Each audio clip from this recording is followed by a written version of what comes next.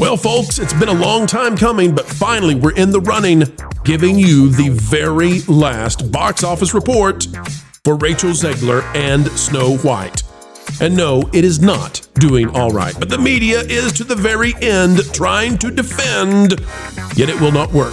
As Snow White now unlikely to top even $100 million at the domestic box office, it may lose to the Marvels.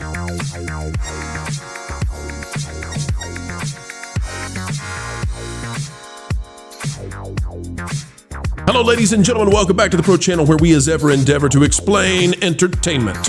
Keeping you ahead of the culture curve is what we do, and we love doing it, even if Holly Weird says, no, stop, please. We cannot take anymore. Well, we keep giving and folks, all we ask in return is that you click the like button.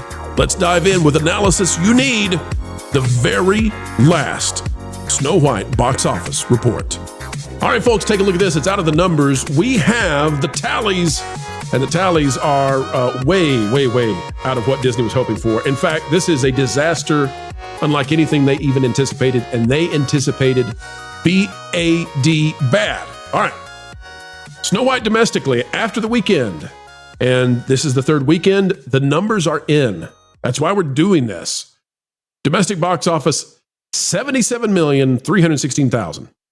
International box office, 91,316,000, and that brings the total sum to a worldwide box office of 168.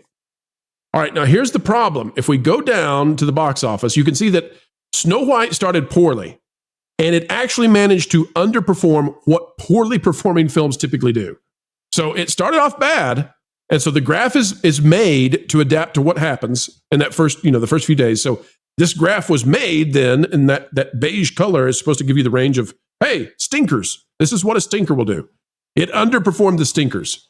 And so if we go down to daily box office performance, this is going to really matter because, folks, take a look.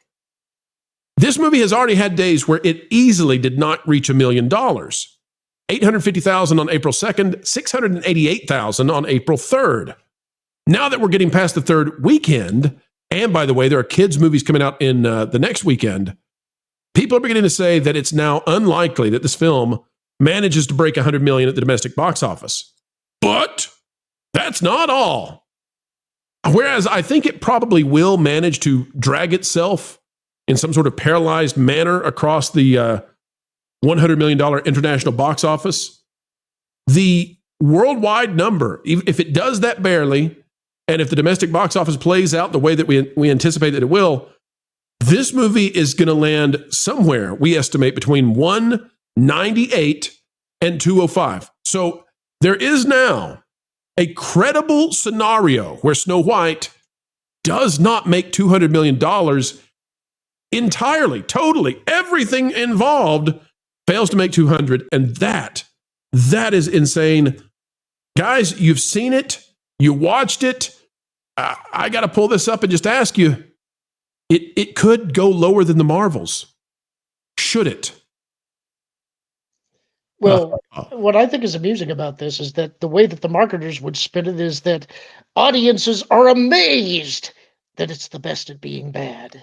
That's right. That's because that's kind of where they're at, is that that's the one thing it's good at, is underperforming everything else. I mean, yeah, it's record-breaking in some ways.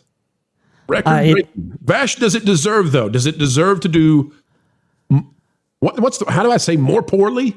Should it perform worse? Hey, Pro, there's a basic English word you learned when you were 3. Vash, should it perform worse than the Marvels, though? Is it even fair? I think so. I mean, look, at least the Marvels had Samuel L. Jackson. That's the one thing you can kind of say that Snow White maybe didn't have. But Snow White was profoundly bad on every single level, and I cringe to look at the math and see just what the inflationary numbers might actually be. It might just be something where Snow White just does worse, even if it does make over $200 million, if only because of inflation, versus the Marvels, that is. So this is really historically bad. Now think about this. It's only done 168 total in its lifetime. The Minecraft movie that just came out did 162 on its initial debut weekend domestically.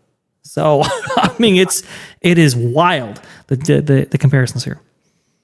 Yeah, I'll tell you this. Go ahead, Lauren. Well, I think what really makes this stand out is that you're asking, should it be worse than the Marvels? The Marvels is just a comic book movie, and not to denigrate comic book movies, but you can have bad comic book movies and it's not going to affect the franchise as a whole. That's a fair point. This isn't just a Disney classic. This is a Grimm's fairy tale. And it's sort of the origin point for where these types of storytelling tropes come from. And I get that writers and creators, they get bored with doing the tropes, what they think of as cliches. But the reasons that things become tropes and cliches is because they work.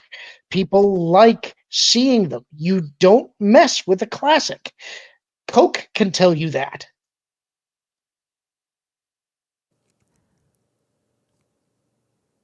By the way, folks, that was a reference to New Coke. I think Theme Park Zilver is making a reference to what he would like to see with a new huntsman. Samuel L. Jackson as the huntsman. Yeah, exactly. I want to see the huntsman say, "Clever girl." Sam Jackson wasn't the one that made that reference in Jurassic. Okay, never mind. I know he wasn't, but I'm just thinking, a PG-13 Snow White. Like, that's what I want. I wanted to run off into a field, not of spooky trees, but of raptors. All right. Bad mother trucker right there. All right, take a look at this. Let's go to the defense. And as we do, I got to wipe a tear from my eye. Really, I do. And I would if not for the fact that my avatar has 2 frozen shoulders and sunglasses and a pixelated face. But other than that, I would wipe the tear from my eye. And the reason is because, ladies and gentlemen, do you realize what a momentous occasion this is? We have been covering this now for like 2 years, maybe more, talking about how this was going to go down. And it did. It did exactly what we told you it would do. You all agreed, and we have now freed reality to be what it is. It's kind of getting sad now. The defense is sad. Let's read it, though. In this final tally of the box office from Cinema Blend, this is the way it goes down. This is the final defense. It says, amid Snow White's box office struggles, an analyst responds to claims the film is flopping because it's woke. This is by Dirk Libby. It says, let's see, audiences who've seen the live-action Snow White, very few of them, starring Rachel Zegler, generally seem to like the movie. Yep. That's definitely what the box office is saying. Now just let it ruminate, Vash. Let's all soak it in. The desperation here is going to be thick, folks. You're going to need a plastic fork, knife, spoon, maybe even a spork to cut through the desperation. Unfortunately for Disney, the size of that audience simply hasn't been what the studio hoped. Many are already drawing a line between the film's controversies and its box office take. However, not everybody is convinced the movie flopped because it was woke. Now, David A. Gross out of Business Insider, who has an apropos name, is the one going to do the defense here. And here's what it's going to say. The movie isn't completely satisfying to the audiences who are attending. That also has nothing to do with woke. The movie simply isn't connecting creatively on the level of a big Disney hit. Gross says that the mixed reviews for Snow White are more to blame than the movie's perceived wokeness. While some have blamed Rachel Zegler herself for the film's failure, actual critics have generally seen the movie as simply insubstantial. Interesting word. Let's go to the next big quote here. It says, theatrical is the first of many income streams. And again, ladies and gentlemen, you have the highest IQ on the internet. Vash is already enjoying the level of desperation. Get ready for this one. Theatrical is the first of many income streams. It's the locomotive pulling the train. And the train is long. The movie should have been better, but this is not the end of the world. It's not the end of the business for them at all. It goes on to argue that the little dollies and streaming and all of that is going to make Snow White, it's going to make it a profit. It's going to be a profit. It's not a flop, profit. Vash, this is a $300 million loss dud in our estimation. The merchandise is a flop. It's been estimated by sources that this thing only sold $2 million in merch. That's a colossal disaster. I can't believe it, guys. I just can't believe that little girls didn't want to put on Farquaad wigs and run around. And I can't believe that they didn't want to put on CGI monstrosity grumpy masks or buy the scratch and sniff dirty hippie stickers. I just can't believe it. Guys, what do you make of the desperation? Them trying still to the bitter end, to our final video, the last one. They're still defending this dead loser. This is really something to see. First off, yeah, merch. Oh, this is the one of many income streams. Oh, no. Tell us, what are the many streams, Vash? What are those streams? Tell us about them. People are totally going to buy this on, what is it, streaming video on demand or premium streaming video on demand. I'm sure they're just going to line up for it, right? Well, we actually know some numbers on that, Vash. Typically, it's about 1/7 of the box office over the last year is what you get from Blu-ray, DVD, and PVOD sales. So at 200 million, let's just say it makes 200 million. Folks, divide that by 7, and that's what it's going to make on Blu-ray at best. The worse the film, the less it's going to make in physical. So, good luck with that. Yeah, that's... I didn't ask you to do the math this time, Bash. I didn't ask you. I see what you're doing. You brought a calculator this time. I had one before, but we're talking like less than 28 million on that, roughly. It looks like. I mean, it's absolutely nothing. It's not going to make up for the shortfall that they are going to have by the multi-$100 million that they're going to lose on this whole thing. But we know that merch isn't going to materialize, and even if it does, I mean, who knows what tariffs are going to actually do for that instance, because everything is sourced from China anyway. The first of many income strings. Who on cable is going to buy this? Who on any of these other platforms is going to actually purchase this film from Disney in order to broadcast? I don't think many. When it goes on Disney Plus, nobody's going to watch it. Nobody's going to get the view minutes, and it's not going to earn one more subscriber. Go ahead, bro. Disney's going to buy it from Disney. Vash, do you have $1 or $2, $5 in your pocket? Do you have any cash anywhere? I do not. But you got a Uno card? You got an index card? Any physical piece of paper anywhere in your vicinity? Okay, I have my Harkins rewards card. That's what I have right now. Hold that up in one hand, Vash. There you go. Folks, we're going to show you how this works. All right, Valiant Renegade did this on his show, and I loved it. All right, that is Disney. All right, and they're gonna pay somebody for having Snow White on their streaming service. Vash, hold up your other hand. That is Disney Plus. Pass the card. All right, well, good job, Disney. You paid yourself for the same thing you made. Oh, I'm up. Isn't that lovely?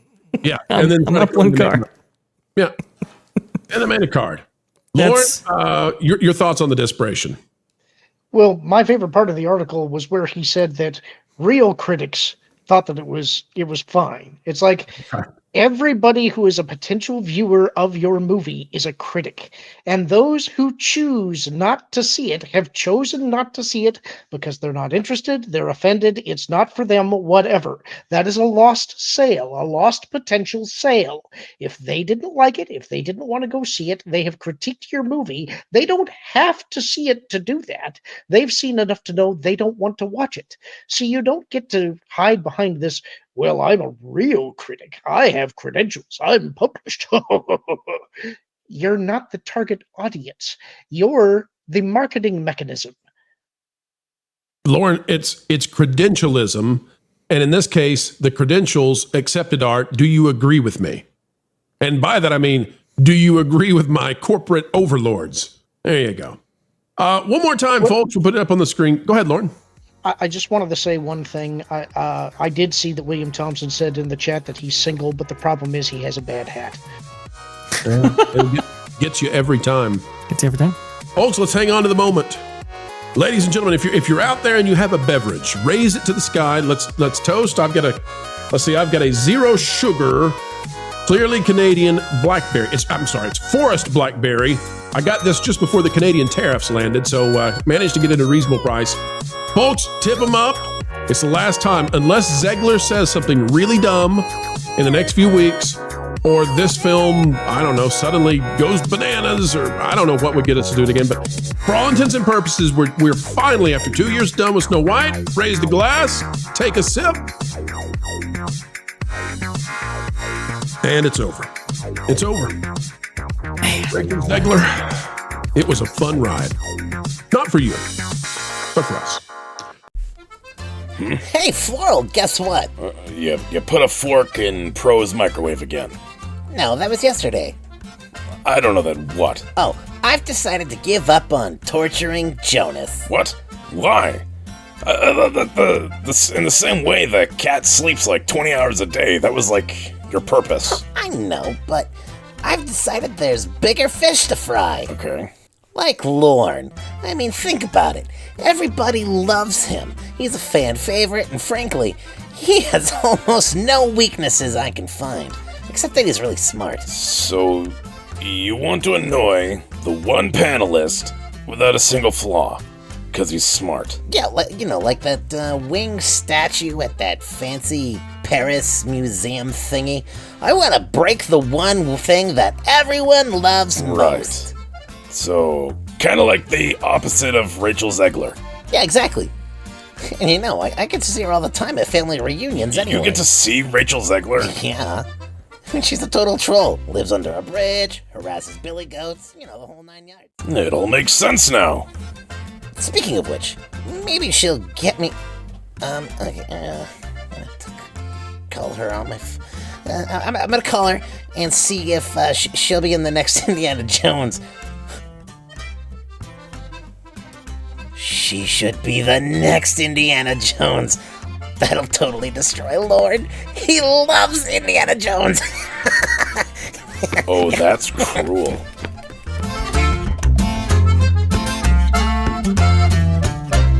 Hey, Rach. I've got a cool idea for you that involves a whip and snakes. I love that description. It's perfect. I know, right? Weird, as we always say.